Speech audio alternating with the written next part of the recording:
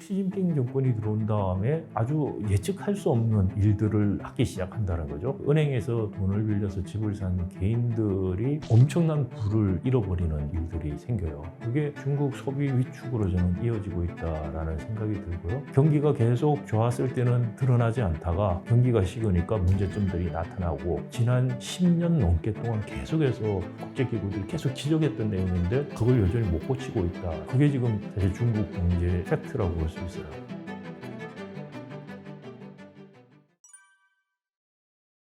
중국 경제가 이제 코로나 때 상당히 안 좋았고 그러다가 코로나 이후에 약간 반등을 하다가 다시 또 그다지 성장률이 높지 않은 그런 상황입니다. 기본적으로 코로나 이후에 중국 경제가 생각보다 반등을 못한 제일 큰 이유는 아마 부동산 문제가 아닌가 싶어요. 중국의 부동산 가격이 지금 굉장히 폭락했다고 할 만큼 떨어지고 있고 부동산 가격 폭락이 부동산 개발 기업들의 파산에도 영향을 주지만 더 큰 게 개인들, 은행에서 돈을 빌려서 집을 산 개인들이 엄청난 부를 잃어버리는 일들이 생겨요. 그게 중국 소비 위축으로 저는 이어지고 있다라는 생각이 들고요. 그래서 소비 위축이 되고 또 다른 한편으로는 미중 갈등 때문에 중국이 코로나 이후에 수출 회복이 생각보다 빨리 일어나지 않고 있다는 거죠.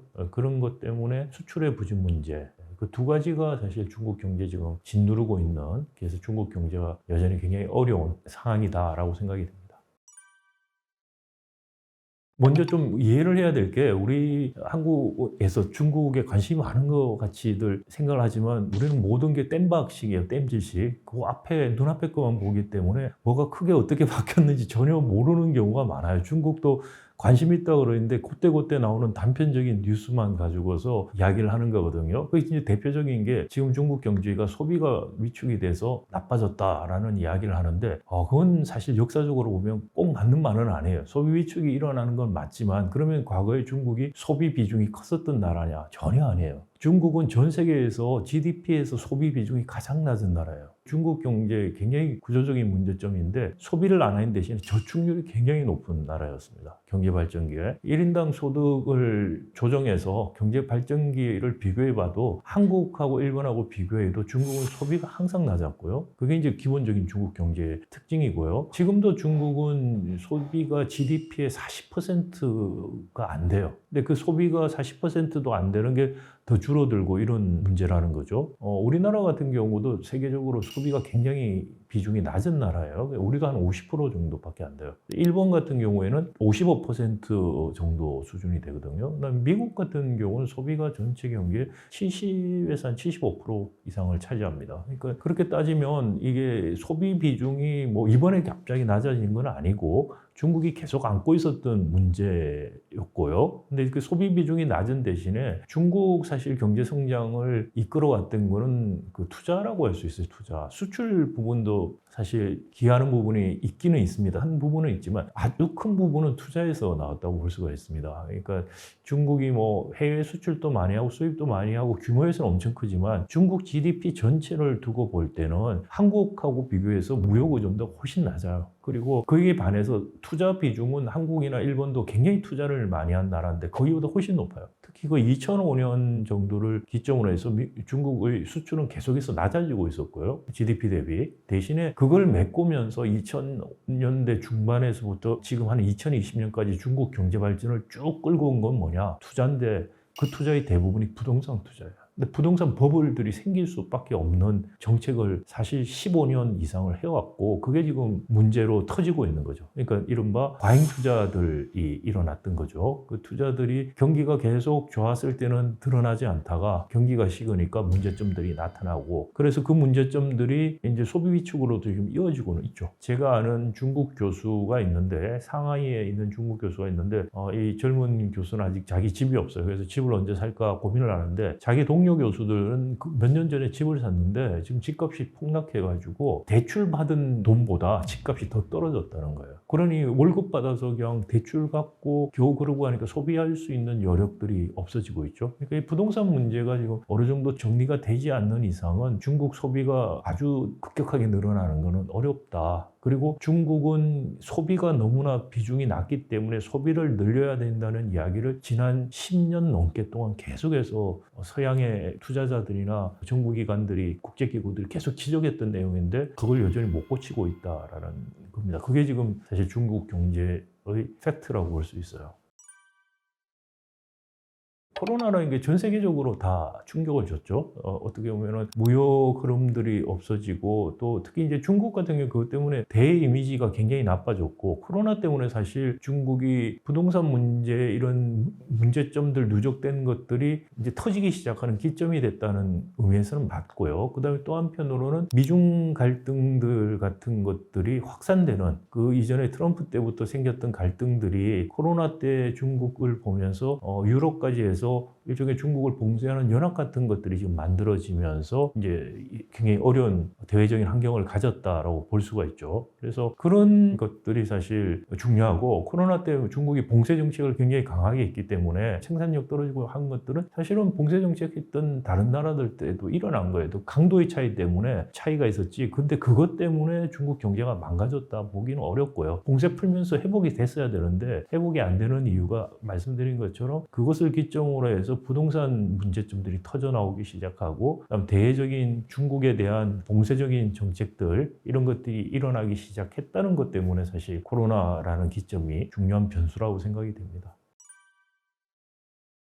성장률을 원래 중국 정부에서는 5% 잡았고 그다음에 서양에 있는 많은 국제기구나 투자자들은 한 4% 중반으로 지금 잡고 있습니다. 중국 경제 성장률 지난 20년 생각하면 굉장히 이제 낮아진 성장률이죠. 코로나 이전만 해도 6% 가면 성장률 낮아졌다고 난리였는데 지금은 이제 4%, 5% 이런 이야기를 하니까 상대적으로 낮아졌던 거는 맞습니다. 근데 이제 코로나 이후부터 해서 지금 부동산 문제 이러면서 소비 위축됐던 거 소비가 안 그래도 작은데 더 위축된 것들이 조금 회복하지 않을까라는 기대들을 주로 갖고 있고 또 하나는 그 제조업 투자들 더 하지 않을까라는 기대를 갖고 있어 수출 같은 것들이 여전히 수출 수입들은 여전히 지금 전망은 안 좋으나 그러나 세계의 공장으로서의 중국의 역할이라는 게 아직까지 중요하기 때문에 그 부분 투자를 더 하지 않을까 지금 생각을 하고 있는 겁니다. 근데 실제로 얼마나 투자가 활발하게 이루어질지는 조금 더 두고 봐야 됩니다. 그건 왜냐하면 세계 경기에 대한 전망과 물려있기 때문에 그건 조금 더 두고 볼 문제인데 그런 것들 때문에 소비하고 제조업 투자 확산 이런 것들 때문에 한 4, 5% 성장할 것이라는 전망들을 지금 내놓고 있는데요. 글쎄요. 그건 두고 볼 문제고 또 이제 중요한 것은 중국의 통계에 대해서 사실 서양의 연구기관이나 학자들 같은 경우에 굉장히 좀 불신들을 해요. 그러니까 믿을 수 있나라는 생각들을 많이 하거든요. 그래서 중국에서 지금까지 나왔던 성장률이라는 게 너무나 경이롭기 때문에 사실상 이게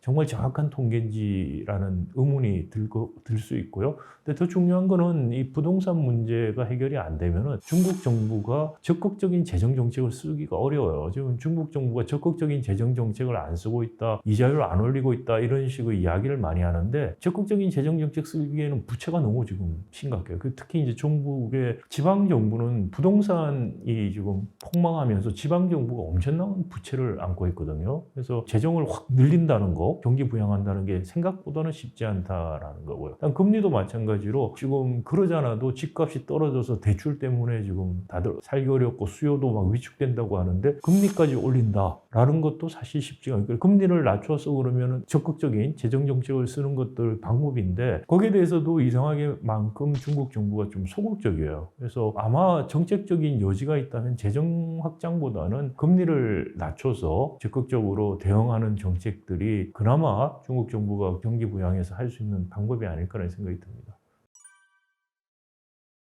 중국도 가능성이 충분히 있다고 생각이 되고요. 예를 들어서 지금 말씀드린 부동산 이 문제들 그리고 지방정부 부채 문제들을 해결을 못하게 되면 이게 두고두고 중국 경제 발목을 잡을 거예요. 소비 위축으로 오고 재정적인 압박이 오고 그러면 뭐 부채 같은 거 자꾸 발행해서 하다 보면은 일본 같은 경우에도 그래서 국가 부채가 엄청나게 전반적으로 커지면서 금리 정책을 사실상 쓸 수 없는 상황으로 가버렸죠. 그러니까 금리 올리게 되면은 일본 재정 부담이 엄청나게 늘어나요. 왜냐? 국채에 대한 이자가 높아지기 때문에 그걸 재정에서 나가야 되거든요. 재정 적자 압박이 훨씬 심해지니까 금리를 못 올리는 거예요. 일본 같은 경우에. 중국도 지금 만약에 간다면 지금 제가 뭐 금융정책이 제일 유효한 수단으로 남아있다고 했는데 이게 이제 지방정부 부채에 대한 압박으로 가면은 그것도 굉장히 이제 쓰기 어려운 정책이 되죠. 그러면 중국 같은 경우에 거시정책적인 측면에서 일본하고 비슷해질 가능성이 일단 있는 거고요. 더 중요한 펀더멘털한 거는 경제가 고도화가 돼야 돼. 산업이 고도화되면서 발전을 하는데 한국 말씀을 드린 것처럼 경제 발전 단계는 산업의 고도화 과정이라고 볼 수가 있는데 지금 중국도 그 고도화 과정이 지금 어느 정도 정책에 벌써 이미 들어가 버린 거죠. 왜냐하면 첨단 산업 같은 경우에 미국이 지금 성장을 억제하는 정책들로 해서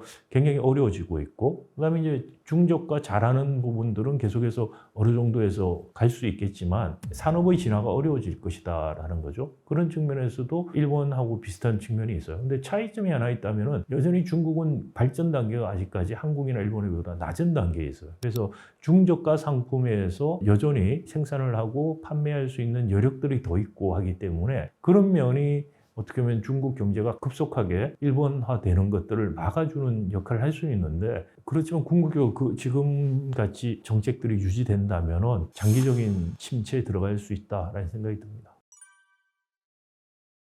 무역량을 말을 할 수도 있고요. 그다음에 이제 서플라이 체인에 대한 의존도를 말을 할 수 있는데 이제 서플라이 체인에 대한 의존도 특히 핵심 광물이라든지 또는 뭐 배터리라든지 미국에서 지금 반도체 배터리 같이 전기차하고 이제 반도체 중심으로 해서 중국이 커지는 거 또는 중국 전기차가 세계 시장을 지배하는 거 이런 것들을 막으려고 지금 정책을 쓰는 거죠. 그러니까 이제 그게 이제 주로 그 특정한 산업들 중심으로 지금 이루어지고 있고 근데 나머지 산업들은 사실은 또 다른 이야기 거든요. 그래서 그 서플라이 체인에서 중국을 배제하려는 그런 산업군들 때문에 생기는 문제하고 그다음에 이제 전반적인 교역량 자체가 바뀌는 건 좀 다른 문제다라는 거죠. 그리고 또 하나는 이제 중국 같은 경우에 과거에 1대1로 같은 거를 통해서 아프리카라든지 중앙아시아 국가에 굉장히 투자를 많이 했는데 그것도 이제 중국이 이제 여력이 없어질 것이기 때문에 저개발 국가들도 그런 면에서 타격을 받을 수는 있게 되고요. 이제 한국 같은 경우는 중국하고 관계가 굉장히 밀접한 관계를 사실 가져왔기 때문에 중국과의 그런 공급망 분리라든지 교역에서 어느 정도 줄어드는 부분들 이런 것들은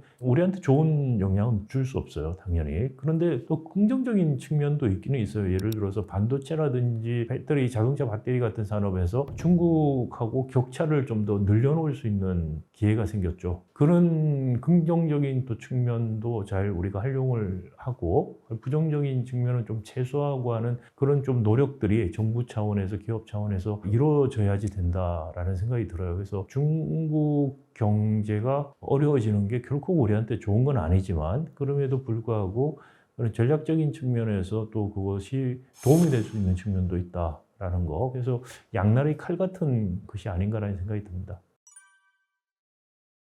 시진핑이 들어오면서 한 10년 전에 집권을 했을 때 그때 지금 중국의 장기적인 문제점들을 지적하는 학자들이나 외국 투자자들이 꽤 있었어요. 이게 예를 들어서 베이징 대학교 국제학원에 있는 미국인 교수가 Avoiding the Fall이라는 책을 쓴 적이 있는데 2013년, 10년 전에 썼어요. 그 책에서 보면은 지금같이 부동산 투자, 과잉 투자하면은 중국이 부채 위기를 맞이할 것이다 라고 했었어요. 근데 시진핑 그때 이제 정권이 들어오면서 그런 것들을 해소할 수 있는 과감한 정책들을 펴면은 그런 위기를 모면할 수 있을 것이다라는 이야기도 했었는데 사실 시진핑 집권 이후에 예측과 정반대의 정책들을 사실 했다고 볼 수 있죠. 어떻게 보면 덩샤오핑 이후에 시진핑까지 왔었던 그런 개혁 개방 정책보다는 부패라든지 불평등을 바로잡겠다라는 것 때문에 사실 국유기업을 더 확대하는 민영화된 기업을 다시 국유기업화시키는 그런 정책들도 많이 있었고요. 그러면서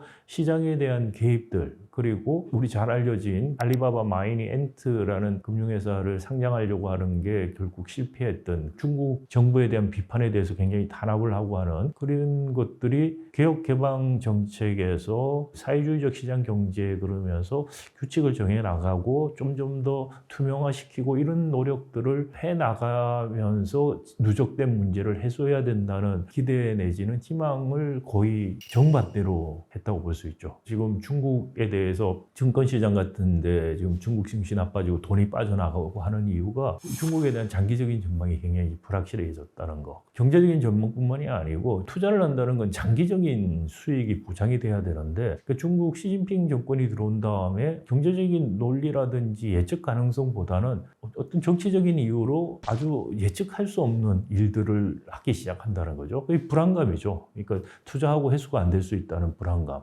좀 미중 갈등도 있지만요. 그런 것 때문에 사실 돈들이 지금 많이 빠져나간 거죠. 자본시장에서 많이 빠져나갔고 그게 이제 일본으로 가서 일본 시장이 지금 너무 좋아졌다는 이야기를 하는 분들도 계시는데 하여튼 그래서 그런 의미에서 시진핑 리스크라는 말을 아마 하는 거 아닌가라는 생각이 들고요. 이거는 어떻게 보면은 경제가 발전하면서 중국 공산당이 사회 전반의 컨트롤을 유지하기 위해서 온 반동적인 반응이다라는 생각이 들고요. 이런 정책을 지속하면은 중국 경제 지금 여러 가지 어려운 말씀을 드렸는데 이런 어려움들이 해소되는 건 아니고 더 어려워질 수밖에 없다. 그래서 중국 경제가 앞으로 성장 가능성이 굉장히 낮아질 수 있다는 생각이 듭니다. 부동산으로 떼돈을 벌고 하는 시대는 생각하기 어렵다라는 거. 모든 게 강남 집값 이야기밖에 안 해요. 우리가 항상 강남 집값이 얼마 뛰었고 이런 데 관심들이 많고 정부도 강남 집값 잡는데 뭐 어쩌고 저쩌고 이런 이야기를 많이 하는데 굉장히 비정상적인 상황이고 모든 사람들이 불로소득을 위해서 강남을 쳐다보는 거죠. 다른 식의 접근들을 해야 됩니다. 반복된 실패에도 정부가 거의 학습을 못하고 있는데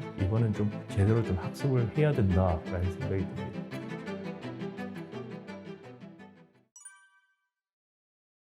부동산이 우리가 굉장히 좋았죠. 좋았다가 지금 그 거품들이 이제 꺼지고 있는 상황이라고 기본적으로 볼 수가 있습니다. 부동산이 굉장히 좋았던 건 우리나라만의 현상은 아닙니다. 2008년 금융위기 이후에 전 세계적으로 저금리 그리고 양적 완화를 하면서 돈이 굉장히 많이 풀렸습니다. 이 돈들이 주로 부동산이나 주식 쪽으로 많이 갔다고들 생각을 하는데요. 그래서 전 세계적으로 대도시를 중심으로 이 부동산 가격들, 아파트나 집값, 뭐 건물 가격이 굉장히 많이 올랐습니다. 우리나라 같은 경우에는 이상하게 2008년 양적 완화 전 세계적인 그 부동산 경기 부양들이 좀 늦게 왔어요. 문재인 정부 들어오면서 그 효과가 아주 심하게 나오기 시작하면서 사실 문재인 정부 때 집값이 굉장히 많이 올랐죠. 문재인 정부 때 일종의 정책 실패들도 있었지만 그 이전에 사실 전 세계적으로 부동산 값이 많이 오른 게 박근혜 정부 때는 그다지 우리한테 영향을 안 주다가 그게 문재인 정부쯤 오면서 굉장히 효과들이 막 나타나기 시작한 측면도 있습니다. 그래서 두 가지 정책 실패와 전 세계적인 저금리, 우리도 여전히 이제 저금리 상태였기 때문에 이런 금융적인 요건들 때문에 부동산 가격이 굉장히 많이 올랐다고 볼 수가 있고요. 그런데 이제 미국에서 코로나를 거치면서 사실은 돈도 많이 풀었죠. 그러면서 이제 물가 상승이 본격적으로 일어나면서 금리를 급격하게 올리는 정책들로 돌아갔었죠. 그러면서 부동산 가격들이 많이 지금 떨어지고 있는 상황입니다. 우리도 이제 마찬가지로 금리가 올라가면서 또 경기가 후퇴하면서 부동산 가격이 좀 떨어지고 있는 상황이고요. 장기적으로 보면은 사실 이 부동산 가격에 가장 큰 영향을 주는 것이 세 가지 정도 있다고 생각이 됩니다. 문제가 금리죠. 우리도 지금 금리가 얼마나 큰 영향을 주는가 실감을 하고 있는 상황인데 금리고 두 번째가 경기에 대한 전망입니다. 경기가 얼마나 좋을까라는 그 전망인 세 번째가 이제 공급 측 요인이죠. 공급에 어떤 부동산 수요가 있는데도 공급이 적시에 따라올 수 있느냐 없느냐 뭐 이런 것들 또는 공급이 과잉 공급이 일어나느냐 이런 것들 때문에 부동산 가격이 결정된다라고 생각을 해볼 수가 있습니다. 그래서 지금 부동산 가격이 장기적으로 어떻게 될 거라는 거는 사실 예측하기 쉽지는 않은데 좀 더 장기적인 측면에서 보면은 이 세 가지 요인들을 가지고서 생각해 볼 수가 있는데요. 첫 번째 이제 2008년 이후에 있었던 전 세계적인 저금리는 다시 올 것 같지는 않습니다. 전 세계적인 경제 위기가 오지 않는 이상은 다시 그런 극단적인 저금리 상태가 올 것 같지는 않고요. 그런 면에서 금리 부분을 생각하면은 그 전에 부동산이 버블이 생긴다고 할 정도의 급격한 상승이 올 것 같지는 않다는 거고요. 두 번째는 이제 경기 측면에서 전 세계적인 경기도 그렇고 한국 경기를 생각해 보면 앞서도 말씀을 드렸지만 그다지 장기적으로 전망이 좋지가 않아요. 그러면 이제 경기 측면에서 그러니까 금리와 경기라는 수요 측면 두 가지가 다 장기적으로 부동산 가격을 올릴 것 같지는 않다. 크게 올릴 것 같지 않다라는 거고. 세 번째가 이제 이제 공급 측면인데요. 이제 공급 측면에서 우리가 정책적인 개입들을 수요도 많이 하지만 공급도 많이 하다 보니까 좋을 때 과잉 투자들을 하게 되고 그래서 PF 대출 지금 문제 같은 게 생기죠. 그러면 경기가 나빠지면은 뒤치다꺼리를 하다가 보면은 또 공급이 줄어들고 하는 문제가 생겨요. 그래서 그런 진동폭이 공급 측에서 커지는데 지금은 이제 당분간 아주 먼 미래가 아니고 중기적으로 따지면은 PF 대출이나 중소 건설사들 파산 가능성 이런 것들 생각하면은 공급 측은 좀 더 위축될 가능성이 보여요. 그래서 수요 측면에서는 가격 인상이 될 가능성이 상당히 낮고 그런데 이제 공급 측에서 다시 위축될 수 있으면은 중기적인 측면에서 보면 부동산 값이 아주 급격하게 떨어지거나 할 것 같지는 않다라는 생각이고요. 근데 장기적으로 보면은 제조업 위기 문제나 뭐 산업 공동화 현상이 일어나면 부동산 가격은 거의 폭락할 거라는 생각이 듭니다. 우리가 이제 핵가족들이 되고 하면서 이제 가구 원수가 줄어들죠. 이제 결혼을 안 해도 1인 가구가 늘어나는 거죠. 1인 가구, 2인 가구 이런 식으로 늘다 보면은 인구가 줄거나 또는 늘지가 않는데도 아파트에 대한 수요는 늘어날 수가 있어요. 그렇게 되면 이제 소형 아파트에 대한 수요가 늘어날 것이라고 흔히들 예측을 하는데 일부 또 맞기도 했는데 또 다른 한편에서는 소득 효과 때문에 혼자 살아도 큰 집에 살고 싶어 해요. 소득이 있으면. 그러다 보니까 생각보다 중대형에 대한 선호가 낮아진 건 아니다라는 생각이 들고요. 노인 인구들도 좀 뭐 고령화되고 하면서 자기 집 팔고 이사를 가서 다른 집을 살 수는 있지만 그렇다고 자식하고 좀 같이 사는 건 아니거든요. 다만 이제 더 나이가 고령화 더 진전되면은 이제 실버타운이라든지 이런 쪽으로 갈 수 있기 때문에 아파트를 파는 그런 일들이 일어나겠지만 지금 당장에서는 고령 인구들이 빨리 집을 팔거나 할 것 같아 보이지는 않아요. 그리고 또 고령 인구들이 그 집에서 그 영모기지를 통해서 자기 부동산 담보로 해서 일정한 연금 형태 같은 수익을 받을 수 있는 그런 영모기지 상품도 지금 계속 확대가 되고 있기 때문에 그렇게 특별하게 고령화 때문에 부동산 아파트 내놓는 매매 시장의 공급이 확 늘어날 것 같지는 않다라는 거고요. 그다음에 수요 측면에서는 오히려 이런 저출산은 당연히 이제 장기적으로 인구가 주니까 수요가 줄어드는 효과가 있겠지만 결혼을 별로 안 하거나 가족들이 핵가족화되거나 뭐 이런 것들은 오히려 수요를 증가시키는 요인으로 작동할 수 있죠.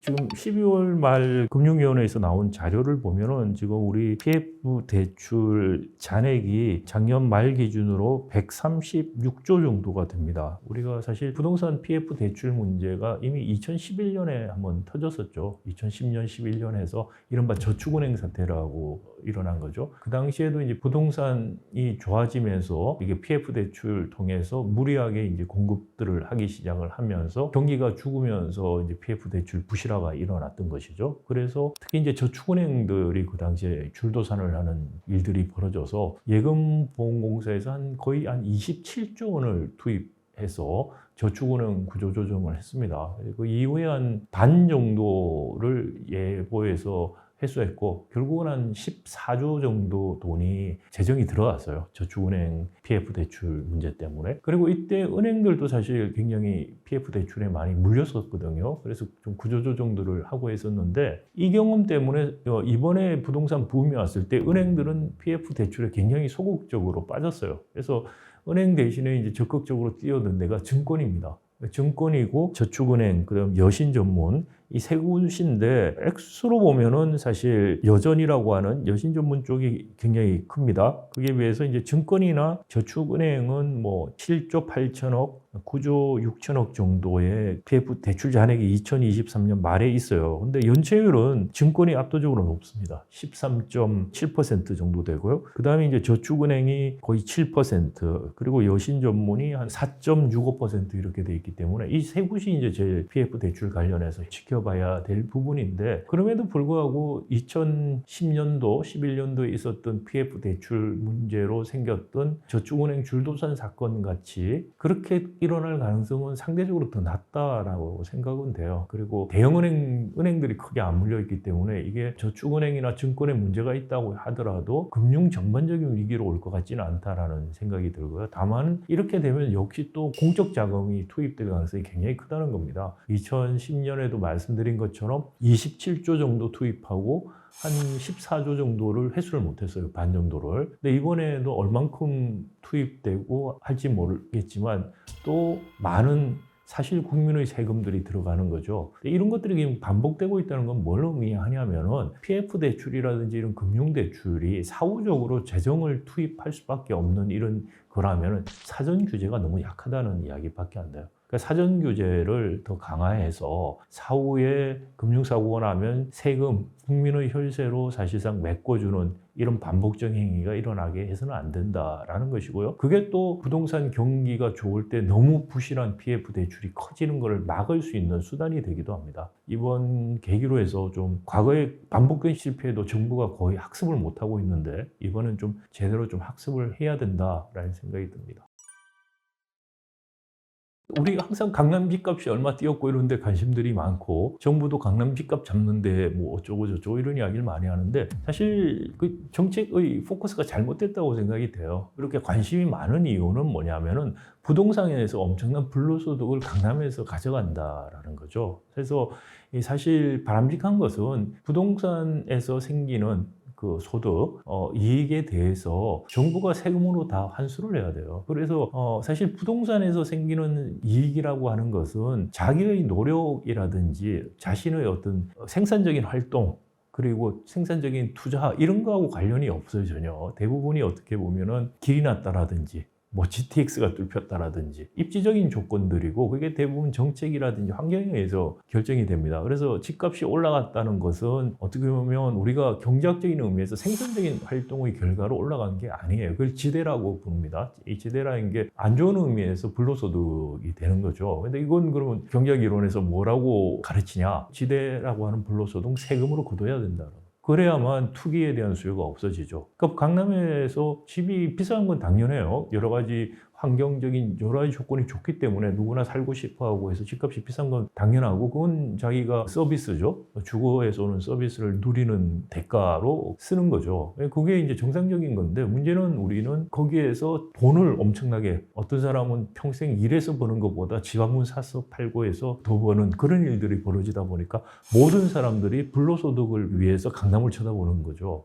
굉장히 비정상적인 상황이고 아주 단순하게 이 불로소득을 궁극적으로 세금으로 다 환수하는 방법을 관하면 됩니다. 제가 그런 것을 부동산 초과이득세라는 식으로 지금 우리가 갖고 있는 부동산 뭐 재건축 초과이득세 이런 의미가 아니고요. 그다음에 또는 그 보유에 의한 세금, 종부세 같은 이런 의미가 아니고 궁극적으로 주택을 증여 또는 처분하고 할 때 그럴 때 그 쭉 자기 이제 라이프 타임에서 쭉 부동산에 의한 이득을 자산에 대한 기본적인 이자 이익 정도는 공제해주고 나머지는 세금으로 국가에서 환수를 하면 된다고 생각해요. 우리 이제 부동산원 같은 게 생겨서 그런 부동산 개인 정보들이 다 축적이 되거든요. 그래서 실행 가능합니다. 그러면 사실 뭐 강남 집값 올랐다고 해도 불로소득 생기고 뭐 그런 생각할 필요 없고요. 그다음에 그런 제도가 들어오면은 투기적인 수요 때문에 집값이 이렇게 오르지도 않을 거예요. 그래서 정상화시키는 방법이고 정부가 사실 관심을 가져야 되는 거는 중산층이 자기 집을 마련할 수 있는 그런 금융적인 지원을 하는 겁니다. 지금 우리는 모기지 제도가 적극적으로 도입돼 있지 않은데 미국식인 모기지 제도를 적극적으로 좀 도입해서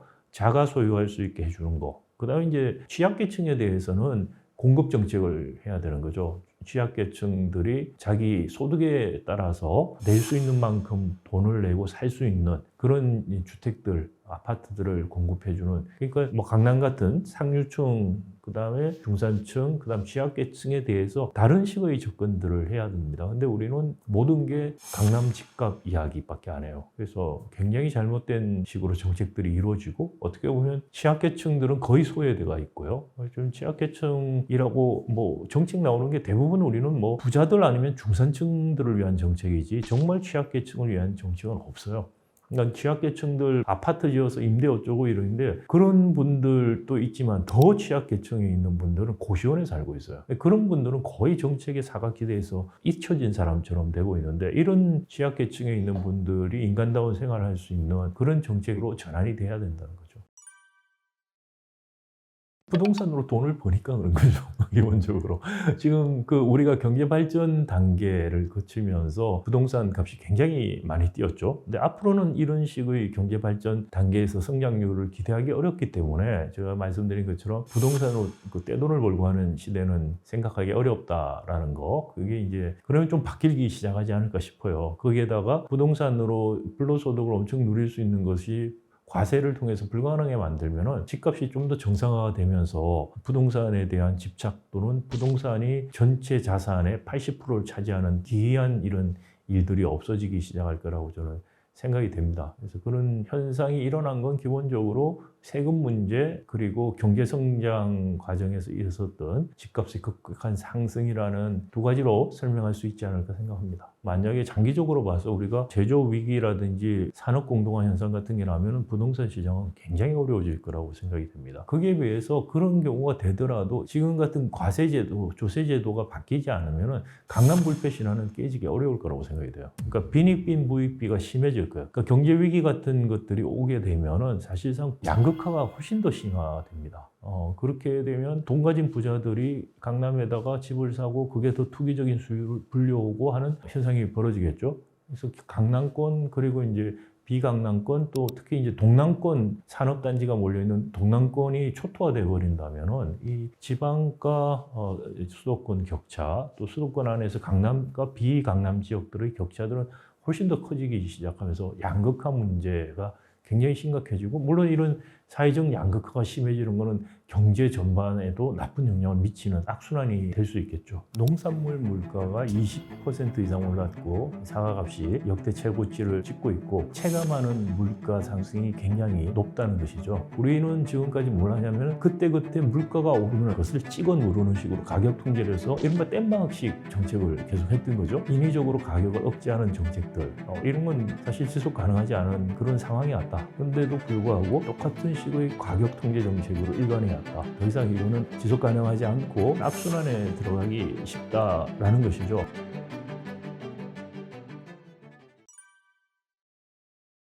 3월달 통계청 자료에 가면은 소비자 물가 지수가 전년 동월 대비 3.1% 오른 걸로 나와 있습니다. 2월달에도 역시 3.1% 정도 올랐고요. 1월달에 2%로 떨어졌던 게 두 달 연속 다시 3%대로 올라간 것이죠. 그런데 이제 문제는 그 중에서 이른바 농산물 물가가 20% 이상 올랐고 특히 이제 신선 물가가 40% 이상 올랐기 때문에 체감하는 물가 상승이 굉장히 높다는 것이죠. 과일 같은 경우에 사실 작황하고 굉장히 관련이 많고요. 작년에 기후 문제 때문에 사과 같은 경우 작황이 역대 가장 안 좋았습니다. 따라서 사과값이 역대 최고치를 찍고 있고 외식 물가 역시 농산물 가격이라든지 기본적인 식자재 가격들이 오르니까 덩달아서 오르고 있는 그런 형국이라고 볼 수 있겠습니다.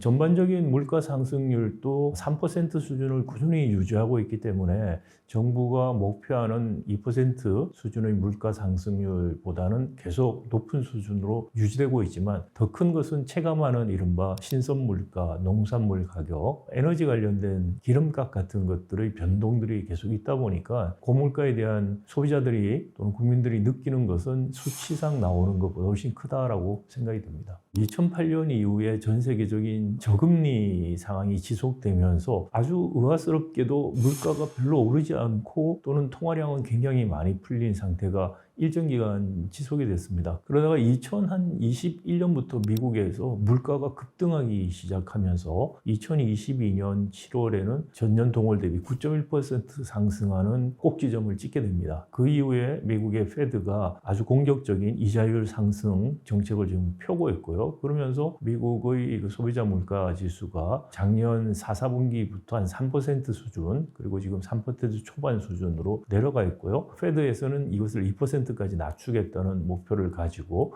여전히 높은 이자율을 유지하고 있습니다. 한국 같은 경우도 미국같이 그렇게 급격한 물가 상승을 경험하지 않았습니다만은 작년 8월쯤에 여름쯤에 물가가 굉장히 높게 올라갔다가 최고점을 찍고 조금 내려가서 3%대 유지하다가 2% 정도 내려가는 거 하다가 다시 이제 3%로 올라가는 그런 패턴을 보여주고 있습니다. 따라서 기본적인 소비자 물가 흐름이라는 것이 저금리와 상당히 관련이 있었다라고 볼 수 있고요. 그리고 최근에 기후변동 여파, 그리고 우크라이나 전쟁이라든지 이런 지정학적인 요인들 때문에 유가라든지 또 신선 제품의 가격들의 등락들이 굉장히 커지고 있습니다. 이것들 때문에 사실 소비자가 체감하는 물가는 훨씬 더 높게 느껴지고 있다고 생각이 듭니다.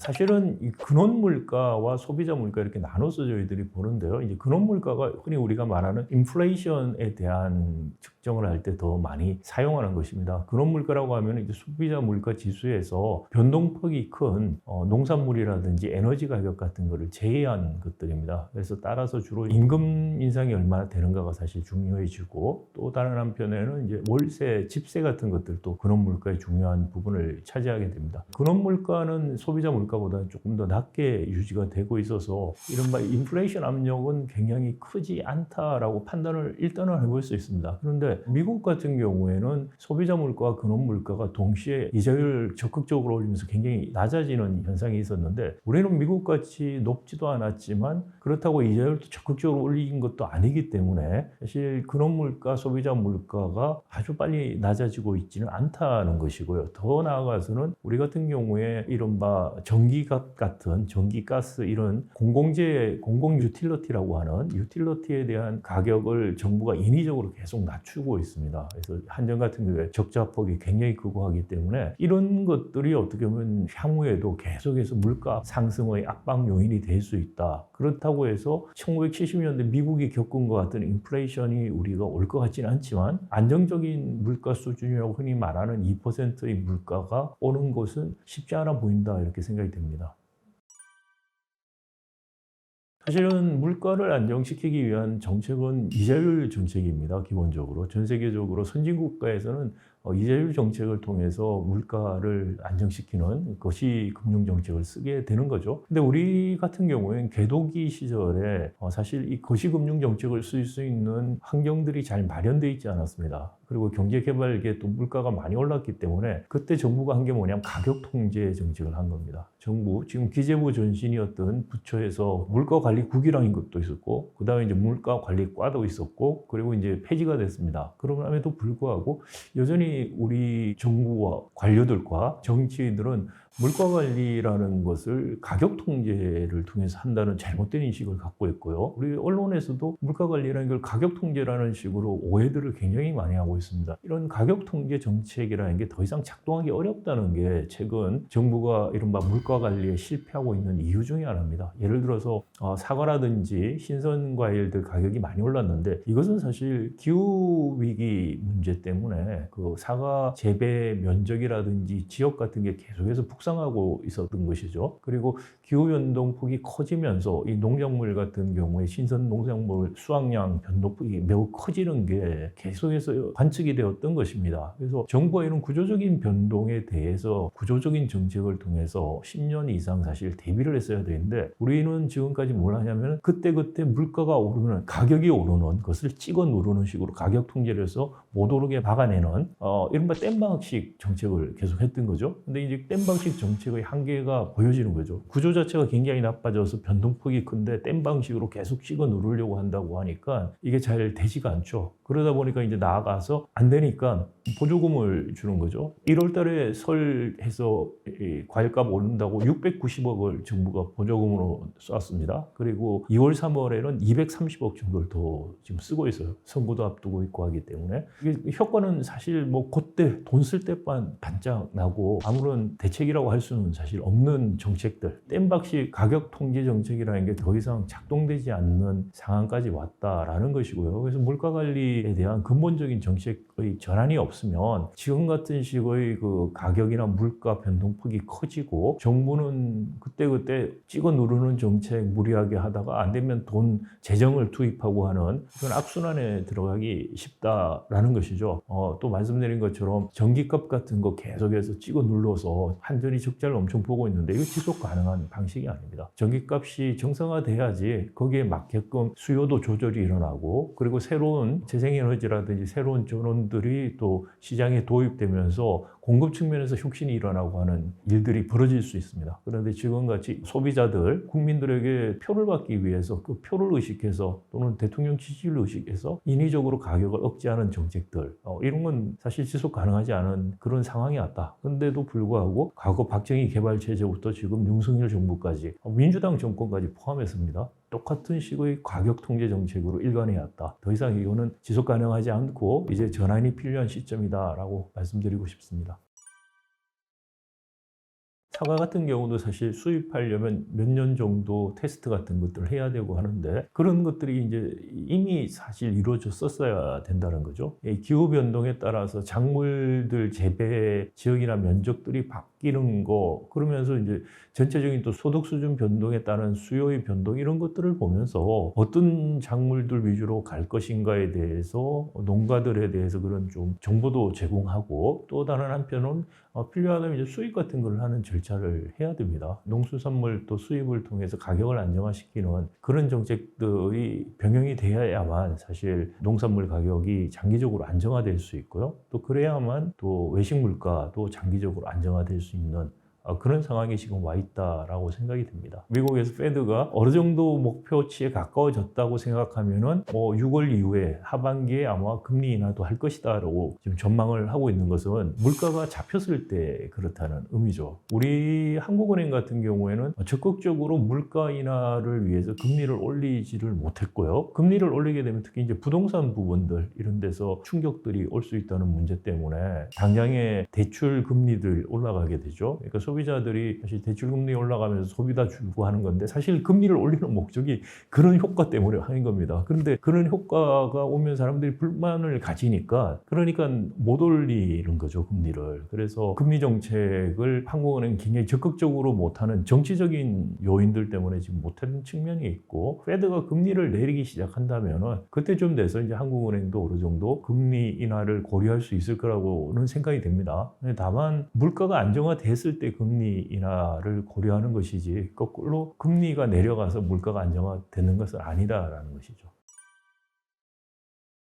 구조적인 접근을 안 해서 물가에 대한 정책들이 지금 땜박식 정책, 단기적인 땜박식 정책으로 지금 가고 있어서 한계를 보인다고 했는데 사실 제조업 위기 문제에 대해서 똑같은 식의 그 땜질식 정책으로 일관하고 있고요. 구조적인 문제를 정부나 우리 관료들이 들여다보기를 매우 꺼려하는 것이죠. 한국 제조업이 경쟁력을 상실하고 있다, 제조업 위기다 이런 것은 사실 2011년 이후에 많은 지표들에 의해서 확인이 되고 있습니다. 제조업의 생산성이라든지 제조업 경쟁력 지표라든지 수익률이라든지 뭐 이런 지표들이 보면은 2011년부터 급격하게 떨어지는 게 보입니다. 전반적으로. 근데 이제 구체적인 산업들 보면 조금씩은 차이는 있지만 전반적으로 그렇게 가고 있어요. 왜 그러면 2011년부터 그런 현상이 눈에 띄게 보이느냐라고 하면 두 가지 차원이 있습니다. 하나는 2000년대 우리가 굉장히 제조업이 좋았었는데 그건 두 가지 이유가 있었습니다. 하나가 중국 특수고 다른 하나가 ICT 특수였죠. 근데 2011년쯤 오면은 이 두 가지 특수가 어느 정도 이제 가라앉게 되고요. 그리고 이제 중국 같은 경우에 2000년대 한국에서 원자재부터 중간재, 최종재까지 거의 다 수입을 해가서 우리가 대중국 무역 흑자를 엄청 많이 냈었습니다. 그런데 2011년쯤 되면 중국이 국산화를 하기 시작하면서 우리 수입도 줄지만 중국에 대한 우리 수출이 이제 줄어드는 거죠. 그거와 동시에 어떻게 되냐면은 중국 제품들이 한국 시장을 국제 시장에서 대체하기 시작하는 겁니다.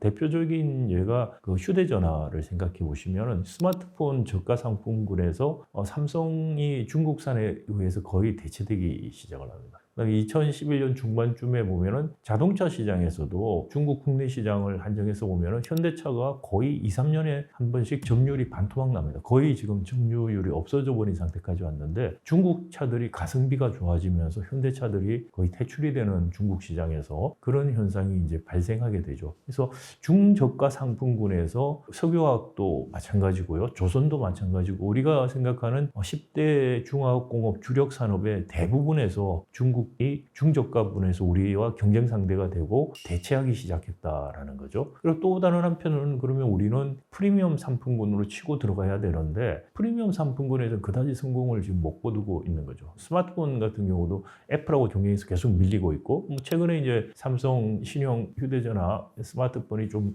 선전을 하고 있습니다만 어떻게 그게 지속될지는 좀 더 봐야겠는데 하여튼 궁극적으로 이 프리미엄 시장은 그대로 우리가 미국이라든지 소유로 일본 제품들하고 경쟁해서 특별하게 잘하고 있지 못합니다. 그래서 이른바 제조업의 샌드위치 현상이 일어나는 거죠. 그러니까 이 제조업의 샌드위치 현상이 제조업 위기로 나타나고 있다 이렇게 볼 수가 있고요. 그럼 이런 제조업의 샌드위치 현상이 일어나는 가장 근본적인 원인이 뭐냐면은 제조업의 진화가 단절이 됐다는 거죠. 우리가 60년대 경제 발전기부터 시작해서 2000년대 초까지 보면은 제조업이 계속해서 주력 제조업들이 업그레이드 되면서 새로운 산업들이 계속해서 등장하면서 커왔습니다. 그런데 한 2000년대 이후부터는 거의 주력들이 바뀌는 게 없어요. 최근에 뭐 조금 나왔다는 게 이제 2차 전지 정도고요. 나머지는 반도체, 전자제품, 자동차, 이 주력 상품군들이 거의 변화가 없다라는 거고요. 특히 한국 경제가 발전하면서 모방형 성장 그리고 가격 경쟁력, 프로세스 이노베이션, 점진적 혁신 이런 성장 모형들이 지금까지 지속되고 있는데 한 2011년쯤 돼서 한국의 성장 단계, 발전 단계를 보면은 이런 식의 모형이 더 이상 작동이 안 되기 시작했다. 혁신형 경제로 가야 되는 그런 이제 상황인데 혁신형 경제로 이행은 못 하고 있고 그런 것들 때문에 기본적으로 제조업의 위기다라고 이야기해 볼 수 있겠습니다.